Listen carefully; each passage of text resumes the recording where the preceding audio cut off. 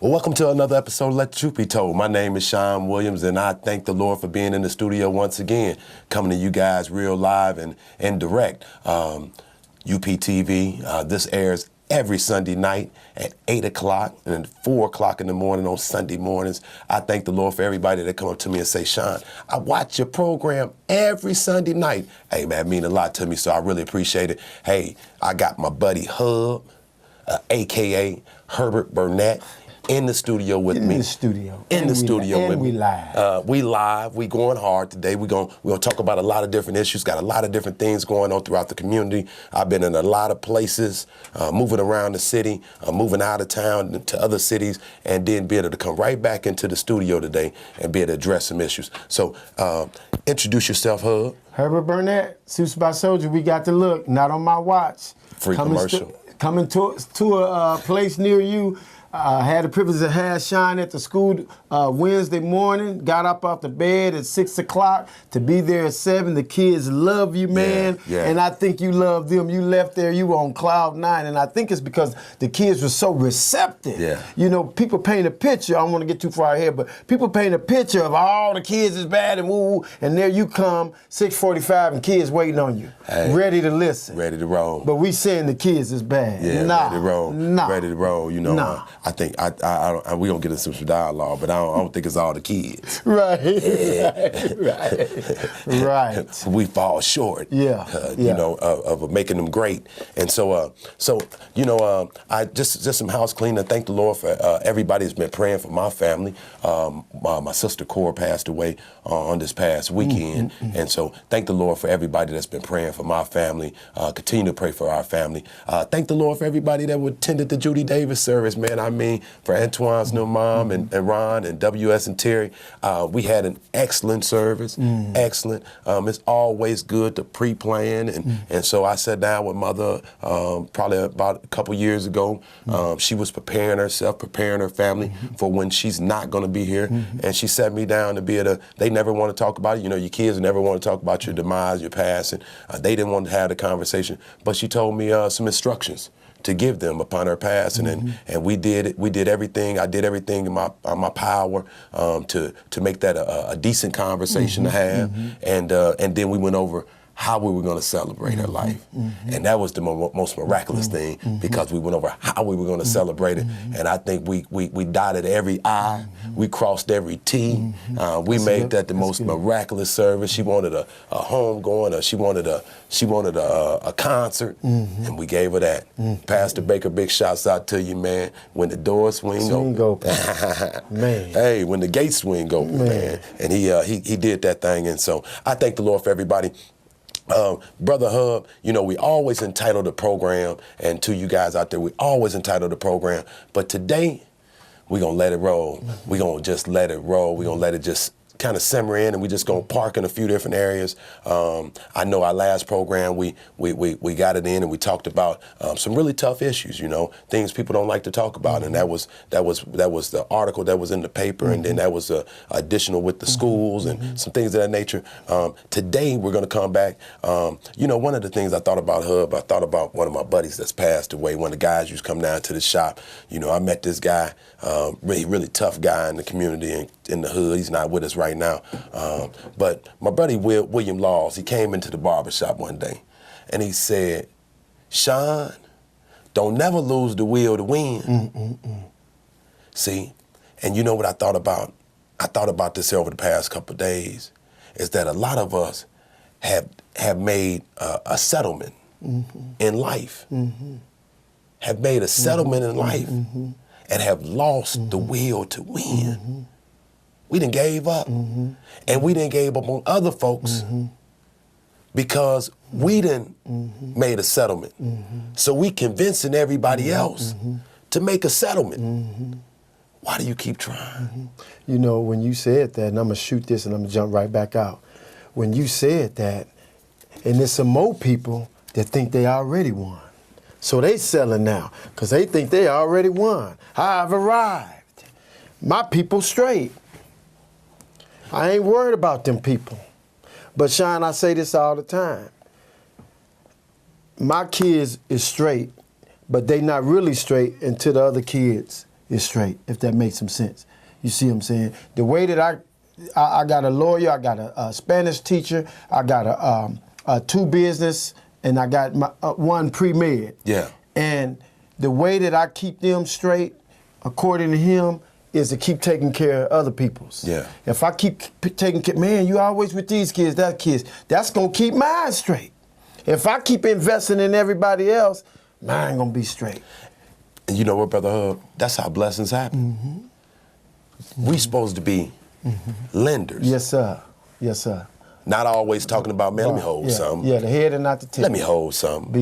Beneath and not below. Man, we supposed to be able to give. We supposed to be a blessing. Blessed to be a I'm blessing. gonna tell you one of the things right now. I was just telling my girl this, is that I ain't got no kids in Unit 4 school. Never had a kid in Unit 4 school. Never had a kid in District 116. I never had any kids involved within the structure around here. But one of the things I explained to some young people, and I explained that to the young people, I see myself in them. And if I can say something to inspire them, or even tell them a story, or something that won't lead them down a path of destruction, Right. then it's my duty to be out here doing some civic work, some community work, to being there to inspire and encourage. Come back to you. You're a product of this environment. And we owe it. We owe it. we owe it. We owe it. That's right. We owe it. That's right. But everybody don't think like that. Right. It's a lot of people that in this community that we grew up in that's in great positions and can really help. But in they mind, I'm straight. I ain't worried about them. And you know what? That's their choice. We can't even be mad at them. But at the same time, see, Brother Hub, one of the things is that if I can fight for them, I got to be able to fight for them. Because I already know a lot of people that made settlements. I done know a lot of people that already threw folk away. Have already determined that there'll never be anything. Folks said it for me. And they say it for me now, because some people can't see you for where you currently at or where you're going. They only see you for where you've been. Yeah. So they see you Dunbar Court. Yeah. They see me Hickory Street. Yeah. They see me with the folks that I was connected with. Yeah. Yeah. You know, they still think that relationship is still there. Yeah. They said Jesus ain't nobody. He just a Joseph the carpenter's son. He ain't know nothing. Miracle signs and wonders. Right. They didn't even understand. Right. Yeah. They didn't even understand. Yeah. And so a lot of people do not understand your net worth, man. But the main thing is for you to understand your net worth. Yeah, you can't let their perception become your reality. Yeah, you got to understand. That's what a lot of people do. You got to understand what you bring to the table. Yes. You know, over the last few days, Brother Hub, I've been working directly with youth throughout my day. You know, I've been multitasking. You asked me that question in front of them kids the other day. You know, how do you get everything? How do you do it? Because they need to know. They looking at you like, man, you do this and you do this, and you rolling up because you do it. So it's no big thing. But they thinking, wow. And so I asked you so you can elaborate to them, and they know, man, it ain't easy. I do it, but it ain't easy. I'm talking like it's easy because I do it every day. Yeah. But you got to have some discipline. And see, that's the part that the kids need to know. It just don't happen. No. And so, I mean, I've been working with these youth, and just the fact that, you know, we got some good kids out there, man. We got some good kids. Yes, sir. You know, and so when I'm running up on these kids, and it really just blew me away when I walked in at 7:03 the other morning. You know, you done took out your own money out your own pocket. You done provided donuts, sausages and cheese sandwiches, orange juice, feeding everybody. And I'm looking at these kids, they sitting around the table because, first of all, I'm gonna show you one thing about these kids in leadership. Yes, sir. And when they understand that somebody really care about them, right? Sir. They got up an hour earlier than that. Yes, sir. Yes, So they sir. up at 5:45, Yes, sir. 6 Yes, o'clock. Yes, sir. Because of your program. Yes, sir. Yes, sir. Because yes, sir. You can relate to them. Yes, sir. Yes, you sir. give them a space. Yes, sir. To be Yes, to sir. do them. Yes, sir. Yes, sir. And show them Yes, some sir. love, Yes, sir. some love. You know, because not all of us gonna have that Right. from the home front. Right. Okay. So you provide an opportunity and a time for them early in the morning that they was there. Yeah. And that was significant. It wasn't just boys. Right. And it just wasn't African American. Right. right. It was a melting pot. Well, it started off. It was girls. It started off originally 2 years ago, just African Americans that was causing 20% of the kids was causing 80% of the behavior. But then a freckle-faced, redhead, white kid, who's my favorite kid, got in some trouble, and my assistant principal said, "Why don't you let him in the program?" And that's when I had a paradigm shift, because I was locking in on the African American kids because they was causing most problems, and wasn't no adults in the building. And so I really wanted, in my mind, I wanted to be an ambassador for them. But then the Spirit said, this little freckle-faced, he needs some leadership development too. Right. And then the girls wouldn't have it. They like, we want in. Right. And the girls that wanted in were great girls. So now it ain't no, it's a leadership development program. A lot of them getting way better grades. Discipline went down. Academics went up. You know what I'm saying? And so, but Sean, it's that genuine concern, man. Yeah. You got a lot of youth programs, and most people wouldn't dare have no youth program an hour before school because they wouldn't nobody show up.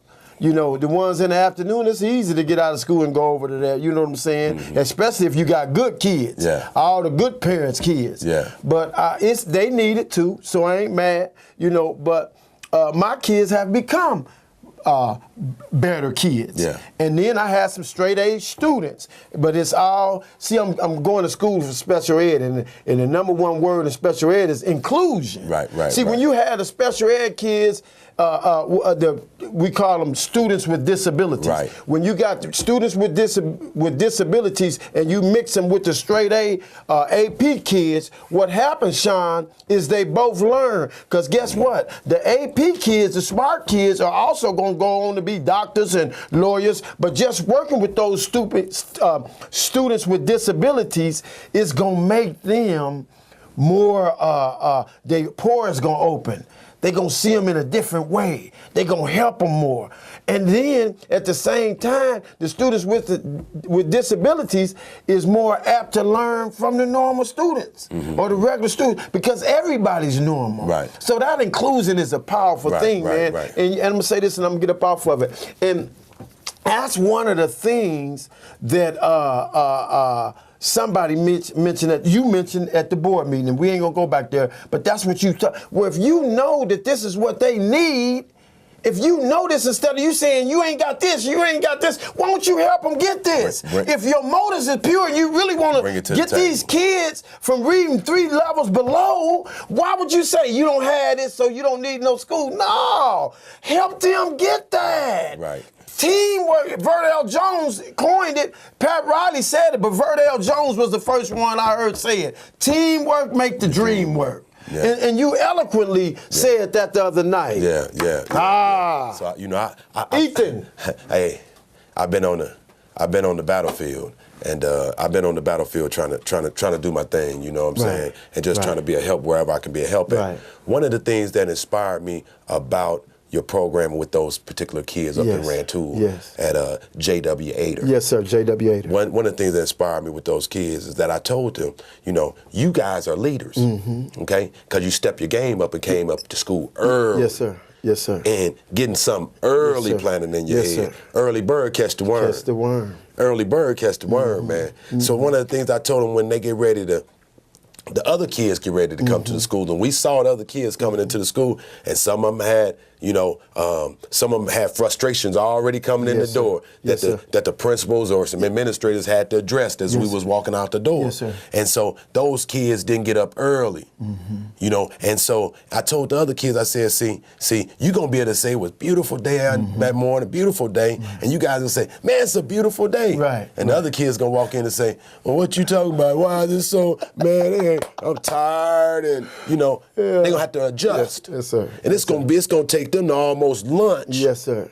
Yeah. Before they adjust. Lock in till they lock in. Yes, sir. And be tuned in to what's happening. Yes, sir. Okay? Yes, and, and then I had the extraordinary opportunity on yesterday to be with some Centennial kids over at Centennial High School and sit down and eat lunch with those guys. And, a lot of those particular young men, what blows me back is that I know a lot of people by face, and I don't know a lot of them by names, okay? And so I knew a lot of these young men by face. And so in telling them my story, okay, you know, I come from where y'all come from, you know, Beach Street in Urbana, Hickory Street in Champaign, huge family, you know, family members, and friends that was attached going down a certain path, whether if it was drugs, whether if it was guns, whatever that was, whatever it looked like. I know what that looked like, you know, and I know how people count you out. You know, when I got ready to talk to a counselor over at Urbana and said, I want to go to West Point. And then I start reading the criteria. She shot it to me just to do her job. But once I read the criteria, you got to have a letter from a state senator or a state representative. Well, man, how am I going to get that? Now, we coming from a family in the hood. Man, we barely can get an appointment at the Urban League. Man, how in the world I'm finna get my mama finna, come on, man, to go to West Point.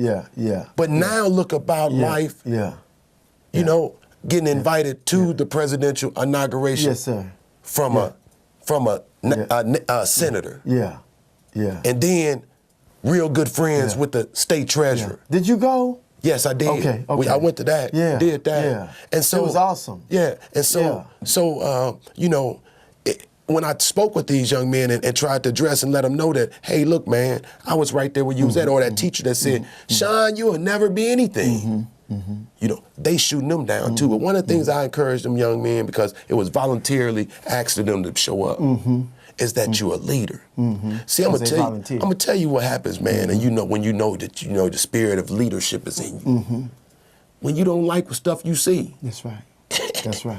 You want to change it. You're anointed to change it. Yes, sir. You want to change it. You're anointed to change it. When you go to school, when you come to the classroom, man, and man, this lady all off the mark. It don't even tickle your fancy what's going on. You know, and so you want to be you want to do something a little different. Right. Yeah. Sean, I held this, and I don't think it's gonna go too far off topic, but it's because I was listening to you, and see the problem is. The reason is two reasons it's so important for you to be in the school and do what you did this week. Because number one, this community doesn't really have a lot to offer and can't compete with Indianapolis, St. Louis, and Chicago in hiring African-American teachers. It's hard to compete. You know, my good friend Scott Savage is making a lot more money up north than he would make here. And he's doing an excellent job. That's number one. Now, I'm finna throw a jab now, but number two is some, not all, some of the African Americans that you have in the school are not, they haven't even embraced who they are. They're not really, they trying to be somebody else. So these kids, the Bible say the children will be wiser but weaker. So they see through you in the gate. They know if you're real. So when you came and spoke to them kids and you talked about the 20s, 22s and your old school, you were speaking their language. These guys have made it, guys and girls have made it, but they have the spirit of amnesia. And they trying to be like everybody else, and instead of using their upbringing as an advantage. I'm proud of my upbringing. Man, my upbringing, you know, my mom and them gave me balance, but then I had my relatives who my dad really didn't want me hanging with that gave me the other part. I went to Yankee Ridge in the daytime, but at night I was in Dunbar Court.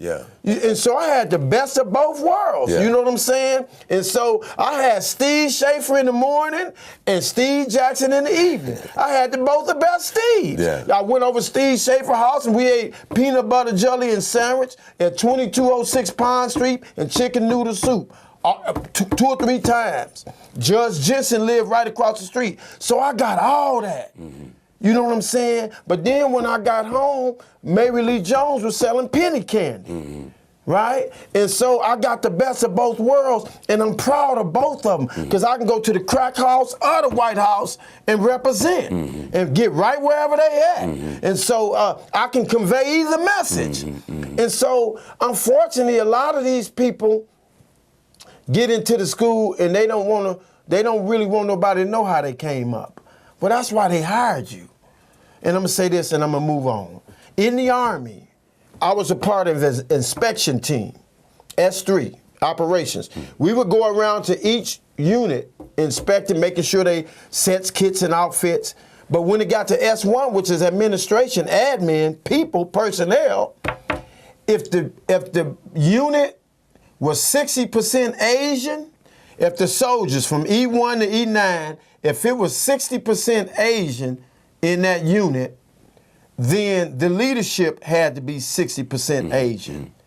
If it was off plus or minus 3 to 5%, they was getting on the phone, hey, we need another. Because they understand, breed a cat.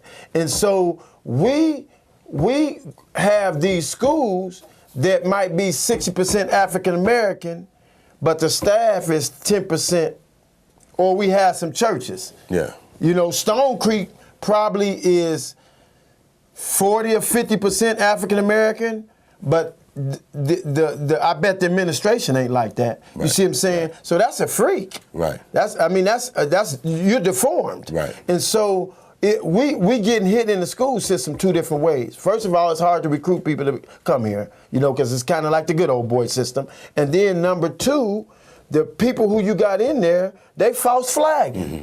And you know, one of the things about it that I've always, and I explain it to the kids, you know, is you got to be able to bring people to the table. You got to have your team. You know, if I don't know something, I got to get somebody that do know something. Yes, sir. It's all about your relationships. Yes, sir. So teamwork make the dream work. Yes, sir. You know, you can, and especially when you zoomed in on and solving an issue. You know you got a problem. You know 50% of your kids can't read. Now, are you passionate and empathetic enough to address the issue?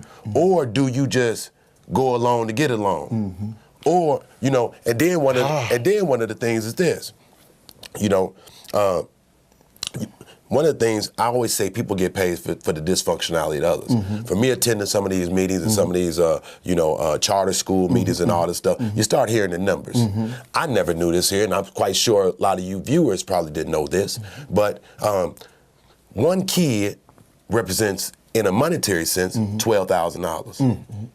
One kid is $12,000, okay? And then, so another one of my guys that deal with the flip side of it, when you get out of school and this, that, and other, and you go into the detention center or in Department of Corrections with youth and this, they will spend $120,000 to address one kid in that environment, okay? So when you say $12,120, in an economic standpoint, what spot do you want to see them at? Tax contributor. Do you want to create a tax contributor or a tax liability? You know what I'm saying? Which one you want? You know, and then when you're looking at it as a administrative, you know, when you're looking at a human relations type deal or dealing with people, you got to have a safe environment. You got to have a safe environment. So even that comes with a number, you know, of trying to create a safe environment, a safe community. You know what I'm saying? And so that's a problem. So that's why we're all at the table right now addressing issues going on within the schools. Because, you know, like I tell these young folks, I done seen way too many of you young men that look like me laying on a cold embalming table at an early age. Because of bad choices, decisions, or just the simple hand you were dealt. Okay. And so today, I was at Central today. Okay. And so my buddy Sheldon, he asked everybody to close their eyes because a question was asked about something. What makes you decide to turn the corner?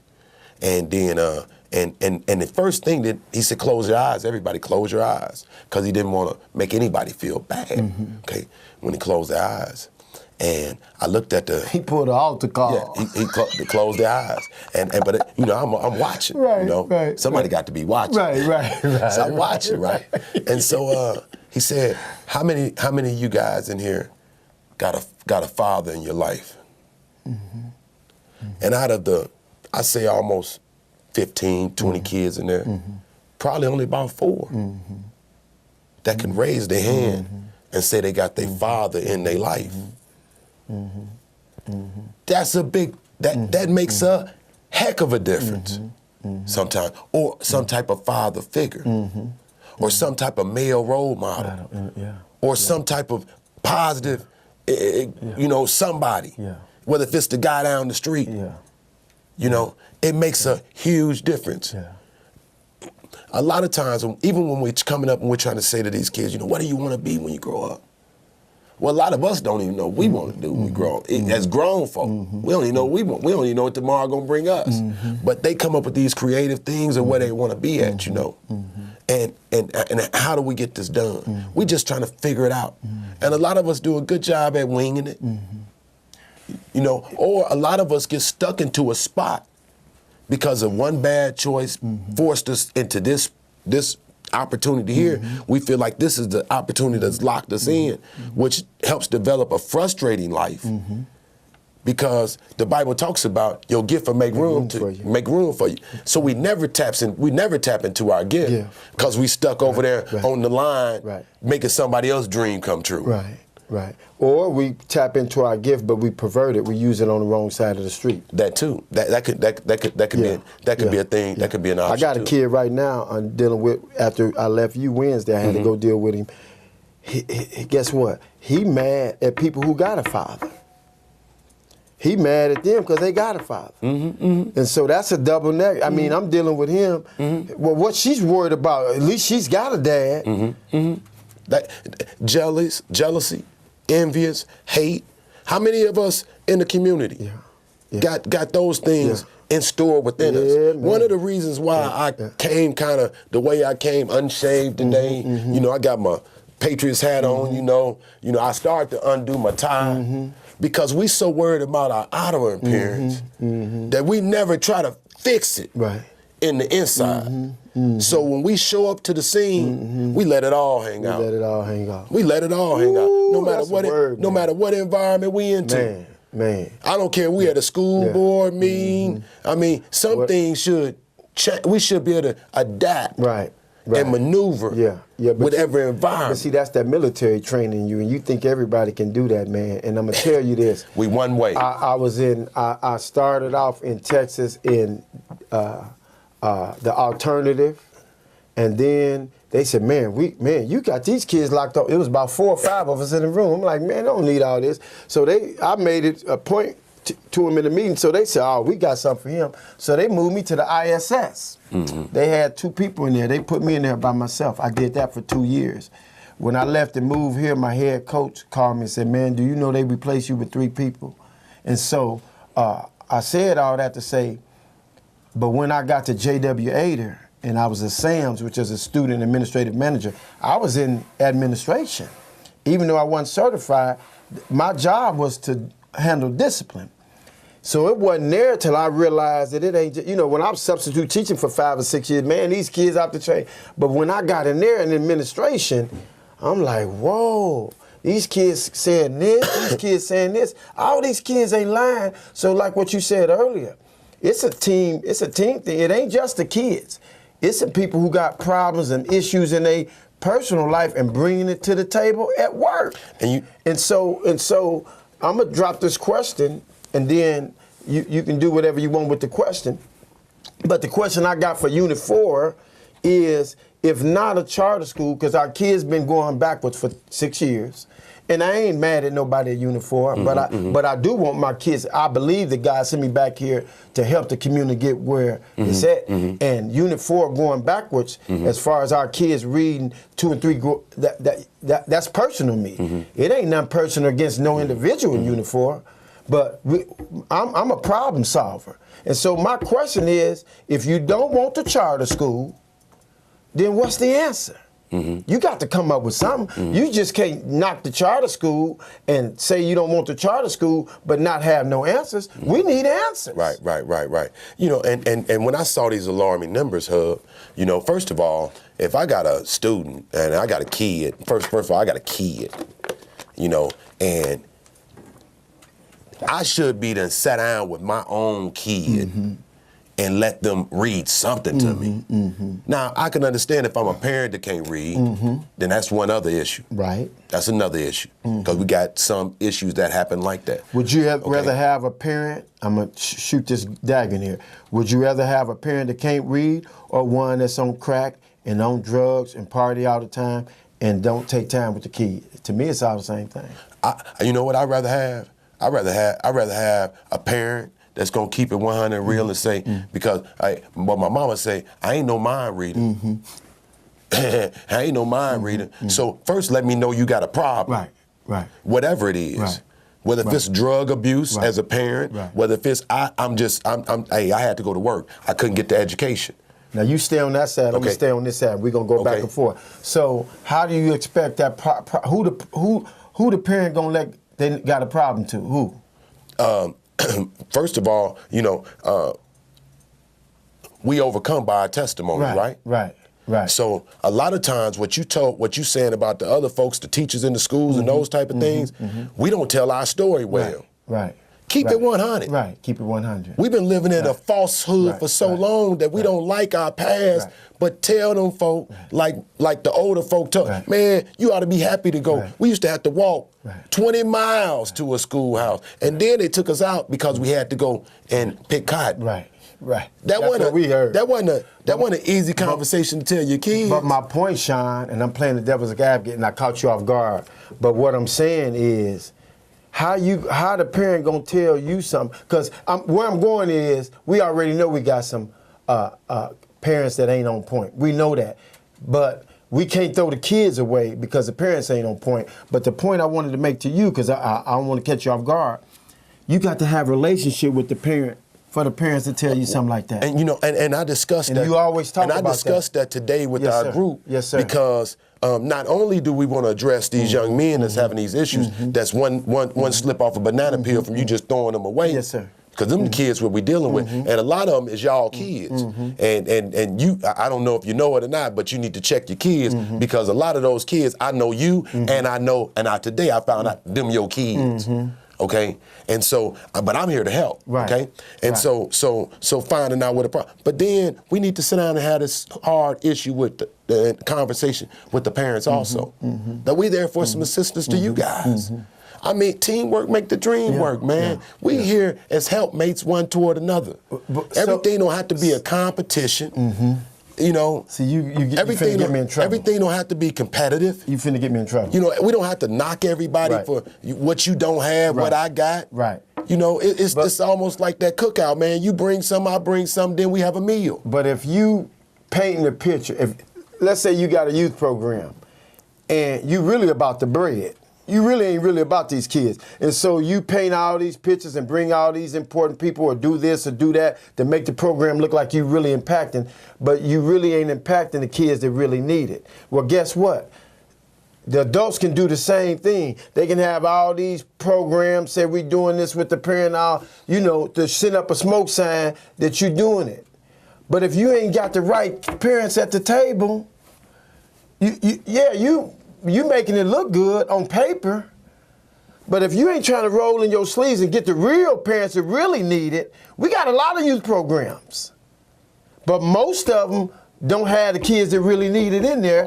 Guess why? I totally feel you. Because they can't even relate with them. Right. But they can relate with this two-family home and this two-family home. You see what I'm saying? But we can identify. But they don't even. But we can identify. We can identify off the numbers. We lie, numbers don't lie. Yes, sir. Okay, we tell a smokescreen story, but the proof is in the pudding. Yes, sir. Okay, so one of the things that we can see the numbers, the kids that's skipping class or whatever the case might be, that's in trouble with the law, or even some of the adults, the youth Fresh Start program, the guys that's repetitively going back and forth and getting incarcerated. We know what the numbers are. We know them. We know who the players are. With our resources that we have, we know those players. So we can address those people and we can address those parents. Okay? So we know who they are. Right. Okay? So now it's about getting them to the table. Then it's another thing. You can bring your horse to water, but then you got to make him drink. Right. And so now we got to create hope. Right. Okay? So now we got to create a hope. Now I'm gonna go to this right here, Hub, and help you on charter school, help community on whether if it's youth, whether if it's the parents, you know, not having your husband, a father figure in the household, you know, and things of that nature. One of the things that the devil don't want to happen is this, and y'all listen to this clearly. The devil don't really care about you. The devil don't really care about you. The devil don't care about the article that was in the paper. He don't really care about the pastor. He don't really care about the trustees. He don't care about my sister and all them type of folk. He don't care about all that. He want where we going. Yes, sir. Yes, sir. He wants your territory. Yes, sir. Yes, sir. See, we all possess something. Yes, sir. Essential. Yes, sir. Now, we all might have been dealt a different hand. Yes, sir. And he might have got us here a different way. But now we here.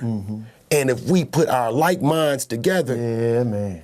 we put our resources together, man. Yeah. then we'll be able to create some forward movement that this community ain't seen in in years. Yes. In years. We'll create some hope and such vision. Yes, sir. Yes, sir. But see, if the devil can get and stir mess over here, go over there and stir mess over there, stir mess over here, got all these different fires we trying to put out. Distractions. We addressing all these distractions and we losing what's the main prize. Ooh-wee. See, we losing the main prize. The main prize is the youth. That's right. And when and you can notice something about little kids. Yeah. See, they never taught racism. Yeah. Pure. They never taught hate. They never taught economic status. They don't know nothing about what that shirt look better than that shirt. Right. See, them all learned behaviors off somebody. Them all learned behaviors. Somebody taught them. Them all learned behaviors. And somebody have taught them that. And so we got to understand that the right. bigger prize is this. And if you don't address those kids at that level, then they become our most dangerous adults Yes, sir. in society. Yes, sir. So you got to have, one of the things that I don't like about the current administration, okay, I'm gonna give you a nugget to go off with on this.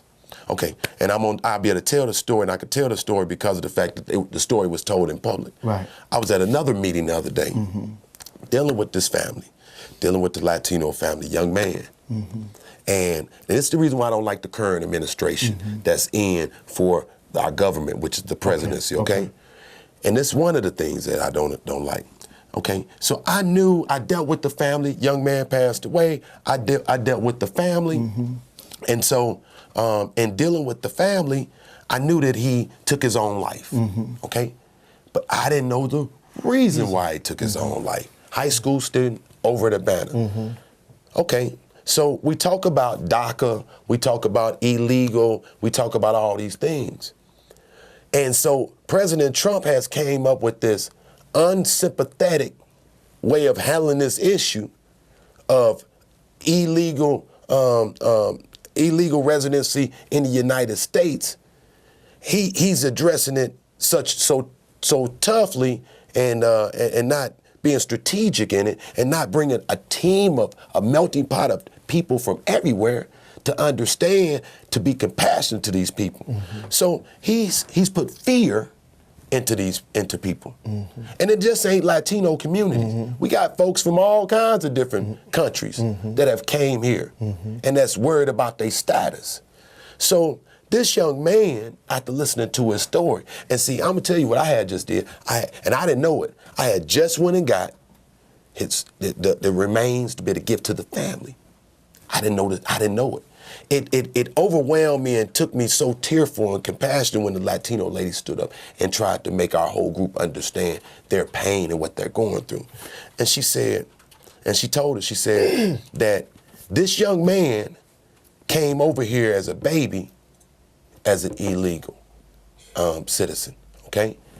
It's just only to 2 years ago, 2 to 3 years ago, 2 years ago, when this stuff came up, that they family had a conversation about it and had to let him know that this is what happened. This is what can possibly happen.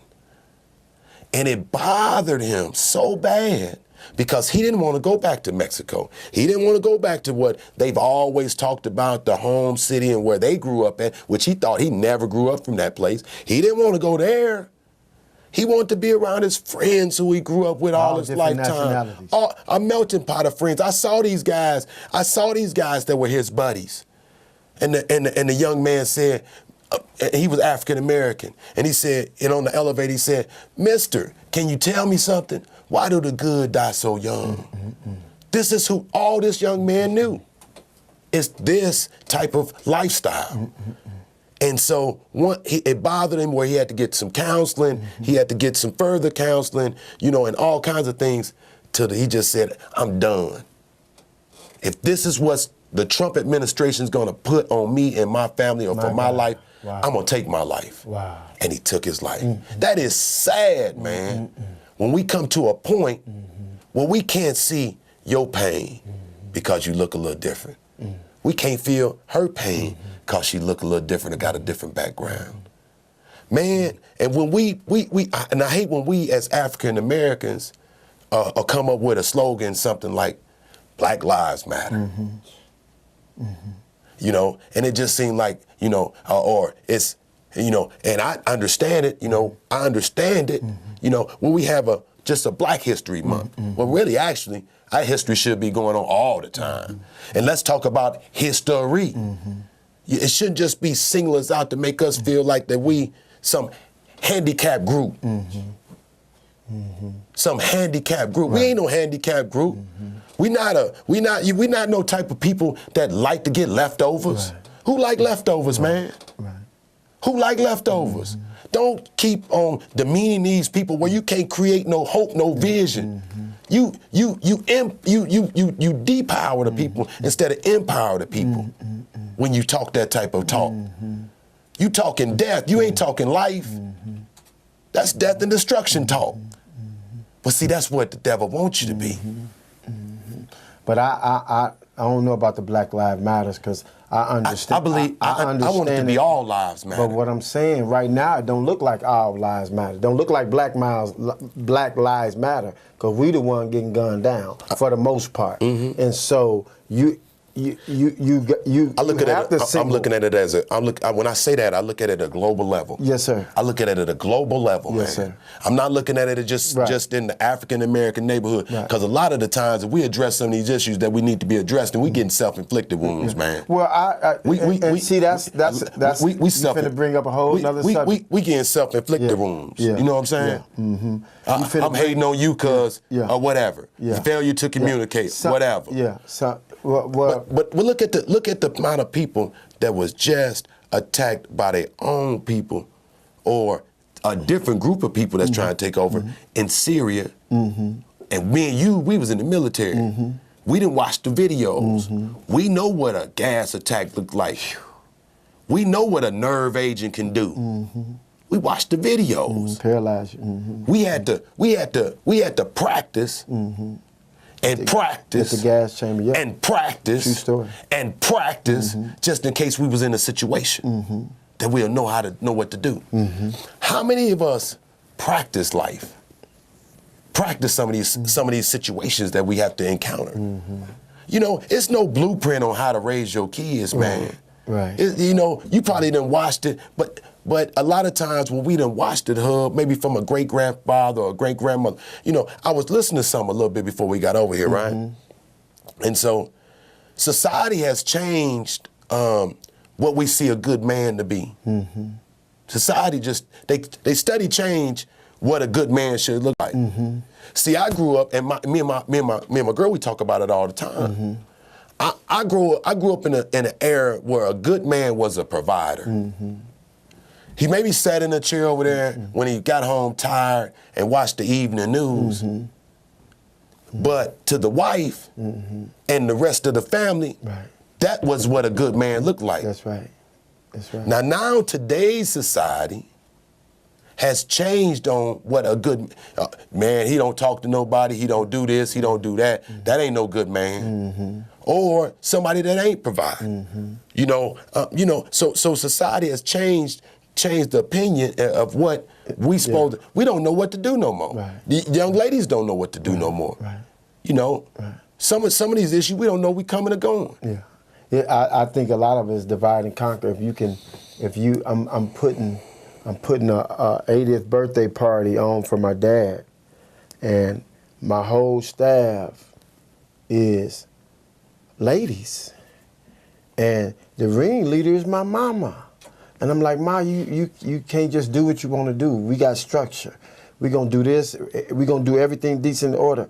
But, man, they done program where everybody want to run stuff. I'm like, Ma, you just can't do what you want to do. And she know I love her. Right. But my whole staff, including my wife, everybody want to do, not everybody, but they want to do what they want to do. Right. Just come up with stuff and do it. That ain't how this going to work. Right. And so I'm like, Lord, when you call me the pastor, man, man, because people just want to do what they want to do. No structure, just come up with ideas. No, we got certain stuff. You only have that one part. So I'm talking to these people over here and telling them this. Now you going to do something different. That's going to make me look crazy. And so I think the biggest part is, man, the order in which God made the family. You know, and because some men ain't doing what they supposed to do, women are getting frustrated. Because women, he said, I will make for you a woman, a helpmeet. And so they created the help. If you need some help with something, 9 times out of 10, you're gonna get somebody who's stronger than you or who know more about it than you. And so women are created, we're going a whole nother path. Women are created more to be a help, so they know they got insight, hindsight, but all that, guess what? That's for you to help accomplish the vision that God has given for the family. But then when you get a man that's playing PlayStation all day, they get frustrated. You see what I'm saying? Don't know his purpose, don't know his place. Yeah, and so don't know his purpose, don't know his place. She's supposed to be following you, but you ain't going nowhere. Don't know where you're going. Houston, we got a problem. Yeah. We got a problem. Yeah. You know, I want to hold it self-inflicted. Okay, let's go back to this. Oh, keep that thought. Self-inflicted. Yeah, we self-inflicted. Right, I got it right here. Self-inflicted. Okay. All right. Let me park right there where you at. I've been listening to a lot of T.D. Jakes, right? And so T.D. Jakes, he described it in this analogy, right? We were built up in the, and you know more of the Bible. He's built up into the likeness, right? Okay. And so he explained it to the audience like this. We're built up to praise, right? To praise. And as men, we like praise, okay? And so when we come to the table with our families and this, that, and other, we still enjoy that praise. Bringing that, even if it's that bag of groceries, paying that car note, you know, hey, the rent's on time, you know, give us our proper due. But don't keep telling me a million things I ain't doing right. And never told me one time how proud of you about the thing I did right. Now, if you start praising me for the things I'm doing right, yes, sir. Now it's 5 more things I'm gonna try to do because every man want to make his woman happy. Yeah. A man that got a woman, he just ain't out there just trying to not make his woman happy. Not a man. Not a real man. He not just gonna frivolously just try not to make his woman happy. Right. You know what I'm saying? If he love and really genuinely concerned. Yeah. Now you got folks that's out here. His glory. You got folks. I'm talking about real man with a family. I'm talking about a man. Let me tell you something. A man's glory is his wife.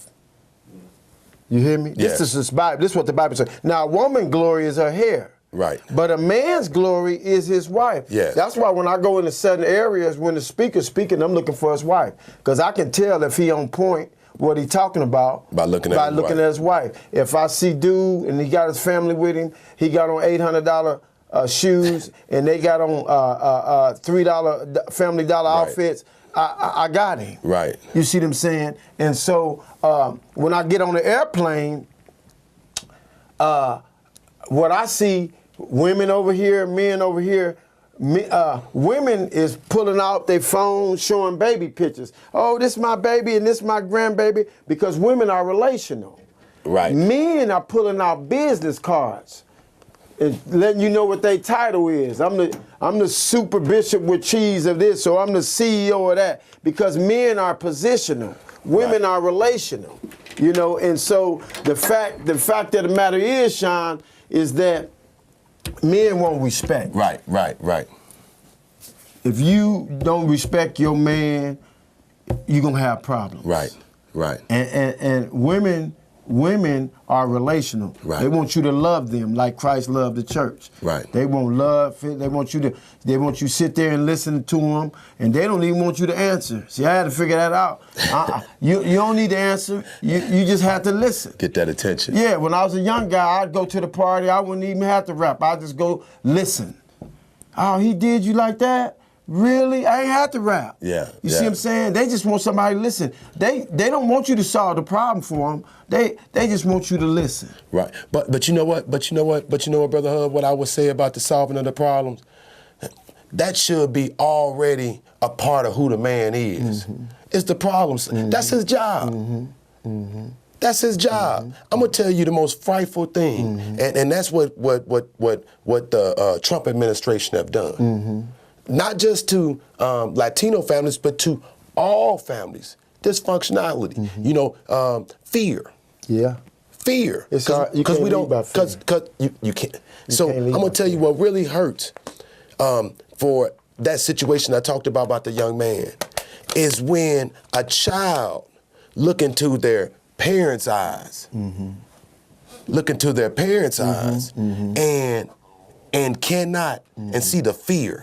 That's when they start shaking in their boots. Let me share this with you real quick. They start shaking, they don't understand. Let me tell you something. District 116, Urbana, they're revisiting their disciplinary or deans. I had him on the radio. And so what they're saying is, man, if you don't do this, we're gonna write you up. That ain't working. And so what they're revisiting is getting more counselors or psych people in there who can build relationships.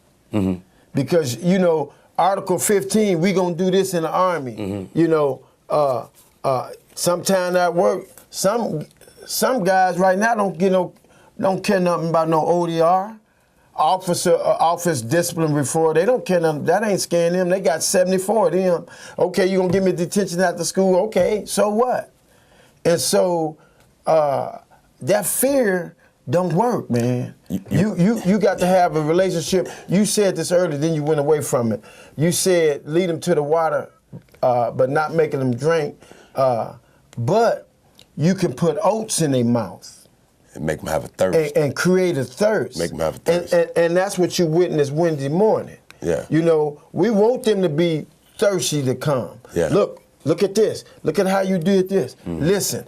Matter of fact, this is next Sunday, Indianapolis, what's the basketball? Pacers. The Pacers just emailed my right-hand man and has offered 27 playoff tickets for us to go, the same group that we brought over there 2 or 3 weeks ago. So Herbert Burnett is my Facebook name. Inbox me if you want to donate, because we got to pay for the bus and we got to pay for the food. The tickets are free. But we gonna go. Right. But if you want to be a part of that, inbox me, because we went shirts and ties. Yeah. The ladies had on nice dress, blouses with a look, and they were so. Everybody was looking at them like, is this real? Right. And it was black, Hispanic, and white all together. And so, but man, why we gotta wear that? Now they clapping. Because look how they recognize us. We got playoff tickets to see LeBron James for free. We just gotta get there. But that's your reward for being respectful. That's your reward for putting on a shirt and tie. People perceive you as that. And so you got to teach them along the way and make checkpoints. And you alluded to that earlier when you was talking about working with the group. You 5 minutes, man. Time go fast, when you're having fun. Time go fast when you're having fun. You know, Hub, one of the things that when you're talking about that, creating that thirst, creating that environment, creating those opportunities, you know, and what that looked like, you know, we need that. We need that. We need that. And we've lost so much in this community, and we continue to bicker and backbite and fight each other on every end. So when you're trying to create something, it's somebody that look like you that's trying to destroy what you're trying to do, you know, or going to run and tell it, you know, running and trying to tell it to discourage other people from participating, you know, or they trying to create something, run and cause some negativity. Man, wherever you can do, and I always say this here on either the TV or the radio program, whatever you can do, do something. It is, whether if it's small, whether if it's great, whatever you can do, whatever your gift is, man, put it down. I don't care if it's knitting. Show somebody. I don't care if it's, you know, respect. Show somebody. Some people are just great people. That's it. That's it. Are just great people, man. We trying to create more great people. I told the city of Champaign, man, you can build as many beautiful buildings around here as you want to. Chris can keep on building every high rise he wants to build. But if we don't make better people, man, folks will tear your stuff up, man. My buddy Antoine seen that. He go in there with a vision when he first started doing real estate, man. Put down hardwood floors and knew this and knew that. Knock down walls, make it look like the show on TV. And then somebody come right on there and tear it right on up, man. Hey, as soon as they walk in, at the walk-in day, they kick a hole in the drywall. Cause they ain't used to nothing. They fiber. Cause you ain't built up. You don't got nothing in you. We gotta build up something in you. Some substance. You know, so because the devil wants your territory. That's right. And if he can get you generationally, he gonna get you generationally. He knock your daddy off. Sir. Yes, sir. That's why your daddy was on crack. Yes, sir. And if he can knock the daddy off, he get to the son, he get to the wife, he get to the kids, he get to the school administrator. It's called a leaping demon. That's what it's called. I went to AOH, man. Yeah, they jumped into the pigs, and the pigs went overboard. It's called a leaping demon, man. And if the devil can leap, oh boy. See, and we getting used, and sometimes it don't even know we being used. Oh, think we doing right. We think we on the right path, man, and we being used, man, for the destruction of others. Yeah. Instead of the empowerment of others. Yeah. Well, I thank the Lord for you guys on this program today, man. It's been great. It's been great conversating with you. Hopefully you tell somebody to share this information that we done share with you guys today. You know, I thank the Lord for everybody that tune in to us every Sunday night, man. Hey, it's been great. It's been real with you, Ethan. Thank you very much. Thank you guys for another episode of Let the Truth Be Told. Peace.